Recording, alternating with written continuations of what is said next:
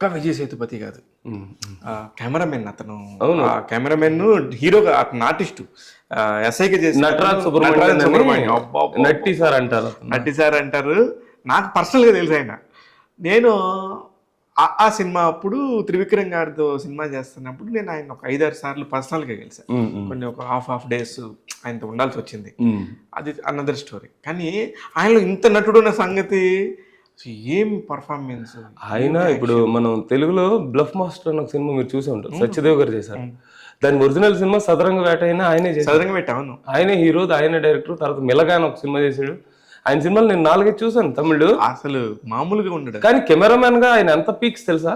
బాలీవుడ్ లో top love ఆజ్కల్, అసలు అది వేరే రేంజ్. జబుల్ మెట్ నేను అవి చూసాక ఈయన సినిమా ఎందుకు చేస్తున్నాడు ఈయన ఆర్టిస్ట్, ఈయన మామూలు కెమెరామెన్ కాదు కదా అనుకున్నా. ప్రపంచంలో దాదాపు 40 దేశాలు తిరిగాడు. అంత పెద్ద టాప్ మోస్ట్ కెమెరామెన్ అతను. బాలీవుడ్ లో వ్యక్తి చాలా మంచోడు. మొన్న ఇక్కడికి వచ్చిన చాలా సేపు అతనితో ఉన్నా, చాలా డౌన్ టు ఎర్త్, చాలా మంచి. లేదు అసలు నాకు ఎంత హ్యాపీ అనిపించింది అంటే, వీళ్ళందరితో మీరు పనిచేశారు ముందు, అసలు మీతో నాకు అసలు మొన్న అయితే సినిమా చూసినప్పుడు ఎలాగా మనకి కళ్ళు చెమరుస్తాయి, అదంతా ఓకే, ఆ ఎమోషన్ ఓకే. మొన్న ఫంక్షన్కి వెళ్ళాక విజయ్ సేతుపతి గారు దగ్గరికి వెళ్ళాను నేను. సార్ అంటే చేపట్టుకుని థ్యాంక్స్ బ్రో. సార్ డైరెక్టర్ గారు ఆయన రాసిందే. లేదు బ్రో, నాకు చెప్పారు మీరు తెలుగు సినిమాలా రాశారు, అది నాకు నచ్చింది, అందుకే థ్యాంక్స్ చెప్తున్నాను. చేయి పట్టుకునేసరికి అప్పుడు నాకు కన్నీళ్ళు వచ్చి. నిజంగానే కదా, అంటే ఒక గొప్ప నటుడు ఆయన మన ఒక చిన్న కాంప్లిమెంట్ ఇచ్చిన అది డిఫరెంట్ రికగ్నిషన్, ఒక సక్సెస్ స్టేజ్ మీద మనల్ని వెళ్ళటం అనేది. అందులో నాకు మెయిన్ ఏంటంటే ఒక మంచి టీమ్ సెట్ అయింది బ్రో. ఈ సినిమా అని కాదు, ఈ సినిమా హిట్ అయింది కాబట్టి మహారాజా గురించి మాట్లాడుతున్నాం. ఇంతకుముందు చాలా సినిమాలు చేసాం. ఇప్పుడు గజకేసరి చేసింది నేనే, యష్ది, కేజీఎఫ్ హీరో. బట్ అది అంత హిట్ అవ్వలేదు. చాలా సినిమా నాకు అన్ని లాంగ్వేజెస్ లో మంచి టీమ్ సెట్ అయింది. ఇప్పుడు సపోజ్ తెలుగులో మన సోమశేఖర్ అని, సోము గారు అని డబ్బింగ్ ఇన్ఛార్జ్, ఆయన నాకు మంచి ఫ్రెండ్. వాళ్ళు ఎంత ఓపిక్గా పనిచేశారు. రాజేష్ అని ఒక ఇంజనీర్, ట్రాన్స్లేట్ చేశాడు శ్రీకాంత్ అని కుర్రోడు. వాళ్ళు కూడా ఇది ఆ అమ్మాయి వాయిస్ అయితే 4 సార్లు మార్చారు తెలుగులో. ఆ ఫీల్ రాలేదని డైరెక్టర్ గారు 4 సార్లు, ఆ సోము గారు, ఆ రాజేష్ కూతురు వాయిస్ కూడా స్ట్రైట్ తెలుగు ఫిలిం కి ఇచ్చిన ఒక ఫైనల్ క్లైమాక్స్ లో, అది 4th వాయిస్ అండి. అసలు ముగ్గురిది ఫస్ట్ రిజెక్ట్ అయిపోయింది. మేము ఫుల్ గా చెప్పించడం, డైరెక్టర్ రిజెక్ట్ చేయటం. మేము ఏ పట్టుదలతో ఉన్నామంటే, సార్ మీరు ఇచ్చిన ప్యాకేజ్ లో ఇంత వస్తుంది అనేలా లేదు, ఎందుకంటే సినిమా బాగుంది, అది తెలిసిపోయింది నాకు. సో దానికోసం అంటే డైరెక్టర్ చెప్పిన 100 చెప్తే 100 చేసాం కరెక్షన్, ఒక్క కరెక్షన్ కూడా వదలలేదు. ఆయన అక్కడ తెలుగు బాగా తెలిసిన ఒక 2 పెట్టుకొని మనం పంపించింది చూసి అప్పుడు అప్రూవల్ ఇచ్చారు వాళ్ళు. అలా ఈ టీం అంతా నాకు పణి గారు, ఇది మన విజయ్ సేతుపతి గారికి తెలుగులో డబ్ చేసింది పణి గారు. ఆయన ఉంటే వీళ్ళు ఎన్నిసార్లు కరెక్షన్ వచ్చినా సోమశేఖర్ గారు పాపం వాళ్ళని పిలిచి రాత్రి చేయించడం, మళ్ళీ పంపించడం, ఈ టీం అంతా నాకు బాగా సెట్ అయింది. ఆ టీం అనేది అలా అవ్వకపోతే ఇలాంటి సక్సెస్ ని ఇంత గొప్పగా చూడటం అనేది జరగదు. నిన్న మంగళవారం ఈవినింగ్ 5 o'clock థియేటర్లో 50% ఉన్నారంటే డబుల్ గ్రేట్ సినిమా. అది డబ్బింగ్ సినిమానా ఇంకో సినిమానా కాదు. ఇప్పుడు నేను లాంగ్వేజ్ బ్యారియర్ లేదు సక్సెస్. సక్సెస్ కి లాంగ్వేజ్ బ్యారియర్ ఉంటుంది, ఆ ఎమోషన్ కి లాంగ్వేజ్ బ్యారియర్ ఉంటుంది. నాకు ఆ విషయంలో నాకు విపరీతంగా నచ్చింది. అందుకనే ఇప్పుడు మీరు చేస్తున్నారు కదా ఈ ప్యాకేజెస్, నెంబర్ మాట్లాడచ్చో లేదో నాకు తెలియదు, మీరు పలానా నెంబర్ అయితేనే చేస్తాం అనేది ఏమైనా పెట్టుకున్నారా డబ్బింగ్కి? అలా ఏం లేదండి. అంటే అన్ని సినిమాలు ఒకలా ఉండవు కదా. ఇప్పుడు చిన్న సినిమాని మనం ఫైనాన్షియల్ గా కూడా దాన్ని తగ్గించే చేయాలి. అది కన్సిడర్ చేస్తారా మీరు? 100% చెయ్యాలి.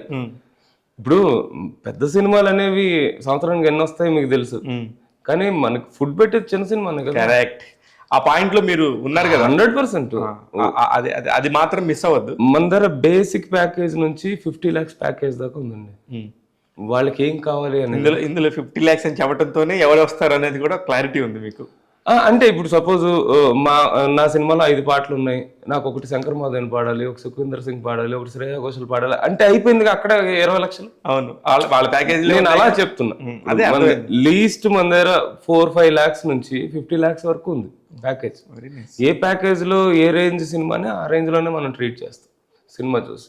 ఇప్పుడు మనకి ఎంత ఇవ్వాలంటే, ఇప్పుడు డబ్బింగ్ దగ్గరికి వచ్చేసరికి అందులో ప్రొడ్యూసర్లు మొత్తం పెట్టేసి ఉంటారు, అప్పటికే అయిపోయి ఉంటుంది, చాలా టైట్ గా ఉంటారు. నేను అందులో ఈ ఇండస్ట్రీలో ఉన్నాం, మనం అట్లీస్ట్ వాళ్ళని కొంచెమైనా అర్థం చేసుకోవాలి. ఇప్పుడు నాకు ఏం చదువుకున్నారు మీరు? నేను ఎంఏ తెలుగు లిటరేచర్ అండి. అందుకనే మీకు ఆ తెలుగు మీద అంత పట్టుంటుంది అంటారు. అలా నేను అమ్మమ్మ అంతా బాగా సాంస్క్రిట్, ఆవిడ సాంస్క్రిట్ టీచర్, బాగా సాంస్క్రిట్ చిన్నప్పటి నుంచి. మేము ఒక 8 మంది పిల్లలు ఉంటే 7 ఆడుకునేవాళ్ళు. ఆవిడ చెప్పిందంతా నేనే వినేవాడిని. నా సుత్తి వినడానికి ఒక్కడైనా ఉన్నాడు అన్న హ్యాపీలో ఆవిడ ఉండేది. బట్ అది సుత్తి కాదని నాకు ఇండస్ట్రీలోకి వచ్చాక తెలుసు. గ్రేట్. ఎలాంటివి నేర్పేవాళ్ళు మీకు? అంటే సాంస్క్రిట్ అంటే నాకు బల్లోకం అంటే ఎలుగుబంటి, నారికేళం అంటే కొబ్బరికాయ నుంచి అన్ని బేసిక్స్ నుంచి. ఇప్పుడు భారతం, అది ఒక 4 రోజులు మొత్తం భారతమే చదవటం, దాని గురించి చెప్పడం, రామాయణం దాని గురించి చెప్పడం, ఇతిహాసాల దగ్గర నుంచి అన్ని నేర్పించేవాడు. ఎగ్జాక్ట్గా నా పాయింట్ కూడా అదే. అంటే నీకు బేసిక్స్లో నీకు కథ అంతా ఎలా చెప్పాలో, కథ ఎలా వినాలో నేర్పుతుంది. అవును అవును. ఇతిహాసాలు మనకి డెఫినెట్గా కథని ఎలా వినాలి, కథని ఎలా చెప్పాలి, కథని ఎలా గ్రహించాలి, 3 విషయాల్ని నేర్పుతుంది. అందులో భాష మీద పట్టు, ఇవన్నీ కూడా ఒక సినిమా డబ్బింగ్ కి సంబంధించో మ్యూజిక్ కి సంబంధించి. అంటే ఒక లిప్ ఉన్నప్పుడు ఆ లిప్ లో తెలుగులో నానార్థాలు అని ఉంటాయి. ఒకదానికి ఒక 5-6 ఉంటాయి. సో ఆ నానార్థాల్లో ఏ అర్థాన్ని తెచ్చి అక్కడ పెడితే లిప్ కి ఆ లిప్ ఫుల్ఫిల్ అవుద్ది. అది కూడా ఇంపార్టెంట్. అది చాలా ఇంపార్టెంట్. అది ఇప్పుడు అందులో తెలుగులో ఇప్పుడు మహారాజా అని తెలుగులో పెట్టారు కదా, తమిళ్లో అతని పేరేంటి? మహారాజా. అది మార్చలేదు.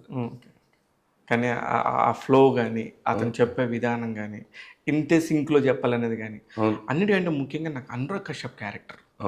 అనురాగ్ కశ్యప్ అభిరామి లాంటి ఒక ఓల్డ్ హీరోయిన్ తీసుకొచ్చి ఆ క్యారెక్టర్ పెట్టారేంటి అనేది నాకు ఫస్ట్ హాఫ్ అంతా ఆ సింక్లో లేదు. ఆ సెకండ్ హాఫ్లో ఎప్పుడైతే మీరు రివీల్ చేశారో, బా నాకు ఆ డైరెక్టర్ నిజంగా డైరెక్టర్ గ్రేట్ అండి. అందరికంటే కూడా ఫస్ట్ మనం డైరెక్టర్నే మెచ్చుకోవాలి. ఇప్పుడు మనం ఏం రాసినా ఏం చేసినా వాళ్ళు ఇచ్చిన దానికే మనం రాసాం, అంతే అంటే కానీ నేను ఆ సినిమాకి సంబంధించి ఎవరో ఒకరితో మాడాలనే ఒక తపన తట్టుకోలేక మీతో మాట్లాడుతున్నాను. కాదు, తమిళ్ చాలా మార్చాము, బట్ మొత్తం బేసిక్ అయితే ఒక సోల్ అయితే ఆయన ఇచ్చిందే కదా. 100% అదేను. నెక్స్ట్ వచ్చేసి ఇప్పుడు మీరు చేయబోయే పెద్ద సినిమాలు ఏమున్నాయి?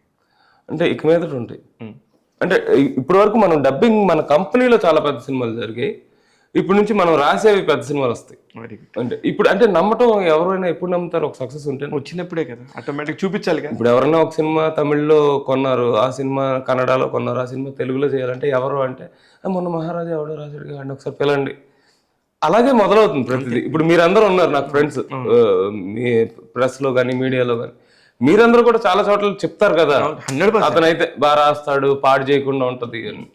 సో ఇక మీద మేము గోసాల రాంబాబు అని, అవును రైటర్ తమ్ముడే చెప్తాడు, గోసాల రాంబాబు, ఆయనకి కాంతారా అనే ఒక హిట్ వచ్చిందాక అతను ఎన్నో పాటలు రాశాడు.